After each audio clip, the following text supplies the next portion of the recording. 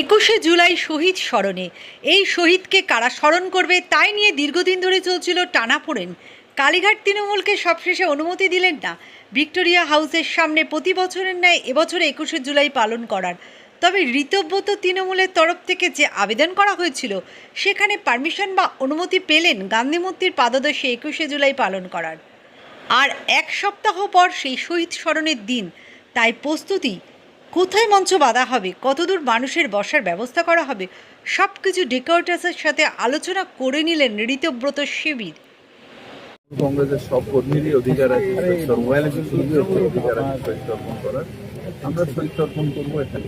আমরা পুলিশকে লিখিতভাবে জানিয়েছি, সময় যেহেতু অল্প, আজকে 13 তারিখ হয়ে গেল, মাঝে মাত্র 7টা দিন। আমাদের পুলিশ আমাদের কনসেন্ট দিয়েছেন, আমরা সেই মতো গান্ধী মূর্তির পাদদেশে আমরা 21শে জুলাই করব বলে আমরা তৃণমূল কংগ্রেসের বর্ধিত সভায় কর্মসমিতির বৈঠকে আমরা সিদ্ধান্ত নিয়েছি। এবং আজকে যদি আমরা প্রস্তুতি শুরু না করি, মাত্র 7 দিনের মধ্যে এত বড় প্রোগ্রাম সফল করা যাবে না। তাই আজকে থেকেই আমরা মঞ্চ শুরুটা শুরু করব।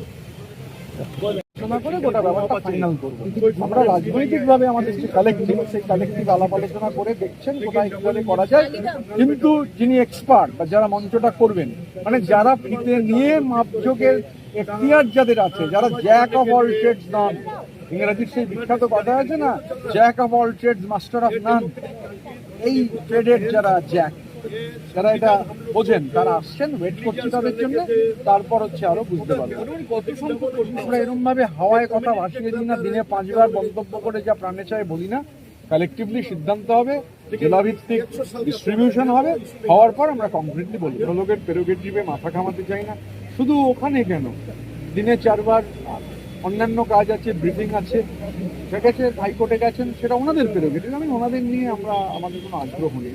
যা দমন আইনের দেখুন মূল কন্টেন্টটা নিয়ে আমাদের আপত্তি নেই, কিন্তু একটা কথা খুব ক্লিয়ার যে গুন্ডা দমন আইনের নামে কোনো নিরপরাধ মানুষ তিনি যদি ইমপ্লিকেটেড হয়ে যান, বা এই গুন্ডা দমন আইন যদি বিরোধীদের ইমপ্লিকেট করতে চায়, বিরোধী কণ্ঠস্বরকে স্তব্ধ করতে চায়, কেননা এর আগে পৃথিবীর ইতিহাসে এটা প্রমাণিত, গত শতাব্দীর 30-এর দশকের জার্মানি, ইটালি মানুষ জানে কিভাবে আইনের অপপ্রয়োগ হয়েছিল।